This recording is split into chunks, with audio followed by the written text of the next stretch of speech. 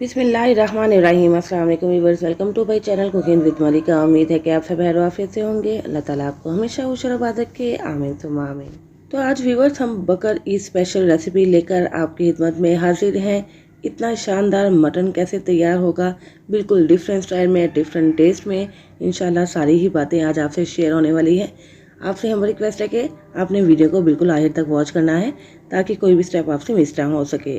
तो चलिए बस ऐसी रेसिपी की जाने पड़ते हैं जिसका टेस्ट बिल्कुल डिफरेंट होगा। बनाने में भी बिल्कुल डिफरेंट सी रेसिपी है, इंशाल्लाह आपको बेहद पसंद आएगी। यहाँ पे हमने 1 किलो मटन ले लिया है। कोशिश कीजिएगा कि हड्डी वाला गोश्त लें, क्योंकि हड्डी वाले गोश्त के अंदर टेस्ट भी होता है, जायका भी होता है। तो आपने हड्डी वाला गोश्त लेकर 1 किलो इसको अच्छे तरीके से धो लेना है। अब हमने इसको कर लेना है मैरिनेट करने के लिए हमने एक बाउल ले लिया है।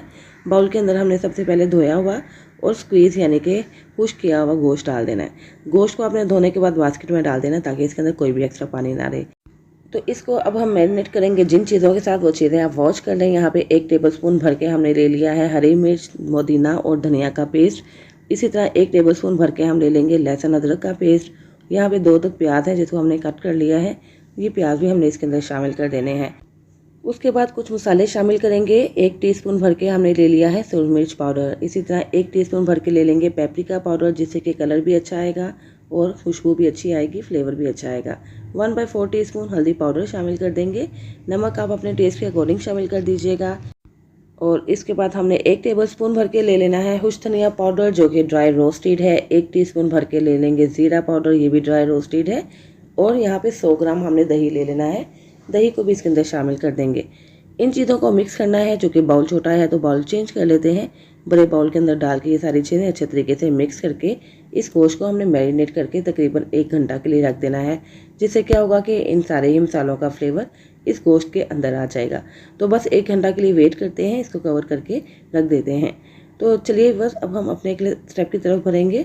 तकरीबन 1 घंटा गुजर चुका है। अब हमने एक पैन चूल्हे पे चढ़ा देना है और इसके अंदर हाफ कप के करीब कुकिंग ऑयल शामिल कर देंगे। हाफ टी स्पून इसमें हमने साबुत काली मिर्च शामिल कर दी है और 2 तेज़पात हैं जिसको मैंने तोड़ लिया है। 3 अदद सब्ज़ी इलायची हैं, 2 बड़ी इलायची हैं, 4 अदद लौंग हैं और 2 छोटे सिनेमन स्टिक यानी कि दालचीनी के टुकड़े हैं। ये सारे साबुत मसाले हमने ऑयल के अंदर शामिल करके इनको इस वक्त तक फ्राई करना है जब तक कि इनके अंदर से एक अच्छी सी खुशबू आना शुरू ना हो जाए। जैसे ही भीनी भीनी सी खुशबू आएगी ना, इसके अंदर एक हमने प्याज शामिल कर देना है और प्याज शामिल करने के बाद हमने इसको फ्राई करना है। इतना फ्राई करेंगे कि ये बिल्कुल गोल्डन कलर में आ जाए। तकरीबन 5 से 6 मिनट तक हाई फ्लेम पे इसको फ्राई करते रहेंगे। और ये देखें ये प्याज कितने अच्छे तरीके से गोल्डन हो चुका है। बस इससे ज़्यादा हमें इसको गोल्डन नहीं करना है, वरना सालन का कलर काला हो जाएगा।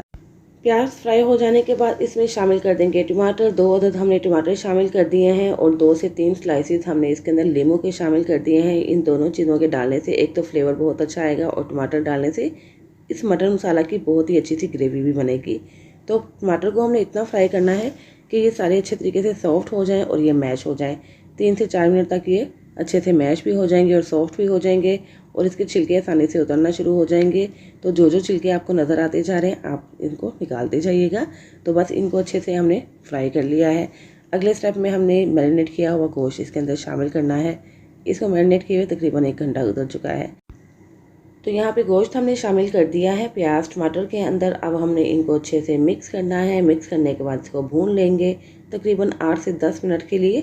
हाई फ्लेम पे आपने ये स्टेप ज़रूर करना है और गोश्त को अच्छे तरीके से भून लेना है जब तक कि ये सारे मसालों का फ्लेवर और साथ ही प्याज और टमाटरों का फ्लेवर गोश्त के अंदर नहीं आ जाता। उस वक्त तक हम इसकी भुनाई करते रहेंगे।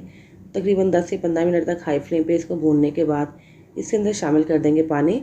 पानी यहाँ पे मैंने तकरीबन 2 कप के करीब ले लिया है और उसी बाउल को साफ़ करते हुए जिसके अंदर हमने गोश्त को मैरिनेट किया था 2 कप के करीब पानी इसके अंदर शामिल कर देंगे।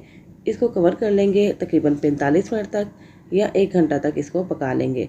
पहले हाई फ्लेम कर दीजिएगा, जैसे ही बॉयल आए इसके बाद फ्लेम मीडियम करके इसको तकरीबन 45 मिनट या 1 घंटा तक के लिए पका लीजिएगा। यहाँ पे तकरीबन 1 घंटा गुजर चुका है और जो हमने प्याज टमाटर वगैरह डाले थे ना, ये देखें कितने अच्छे तरीके से मैश हो चुके हैं। और बस अब हमने क्या करना है, थोड़ा सा इसको भूनना है। गोश्त की कंडीशन भी चेक कर लेंगे कि ये किस हद तक गल चुका है। तो माशाल्लाह यहाँ पे तकरीबन 97-98% तक ये गोश्त अच्छे तरीके से गल चुका है। बाकी जब आगे चल के हम इसकी भुनाई करेंगे ना तो ये मज़ीद गलता जाएगा। अब हम इसके अंदर थोड़ी सी क्रीम शामिल करेंगे इसके फ्लेवर के लिए। क्रीम की जगह पे यहाँ पे आप बटर भी ले सकते हैं, देसी घी का भी इस्तेमाल कर सकते हैं। तो यहाँ पे 2 चम्मच मैंने डिब्बे की क्रीम ले ली है। अगर आपके पास ये डिब्बे की बाज़ारी क्रीम नहीं है तो आप घर की मलाई का भी इस्तेमाल कर सकते हैं। 2 से 3 चम्मच मलाई इस्तेमाल कर लें, इसको अच्छे तरीके से मिक्स कर लें।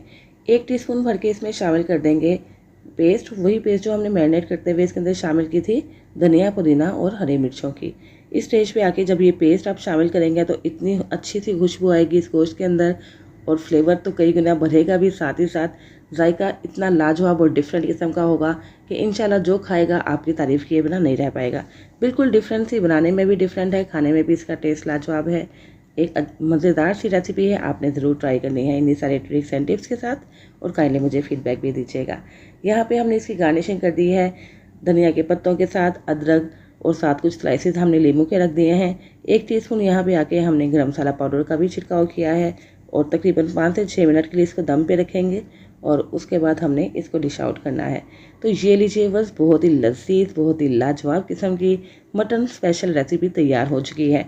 इसको सर्व कीजिए नान के साथ, खमीरी रोटी ले लीजिए, चपाती ले लीजिए, पराठा के साथ खाइए, चावलों के साथ इंजॉय कीजिए, जिस तरह भी खाएंगे, जैसे भी खाएंगे, इंशाल्लाह आपको बेहद मज़ा आएगा।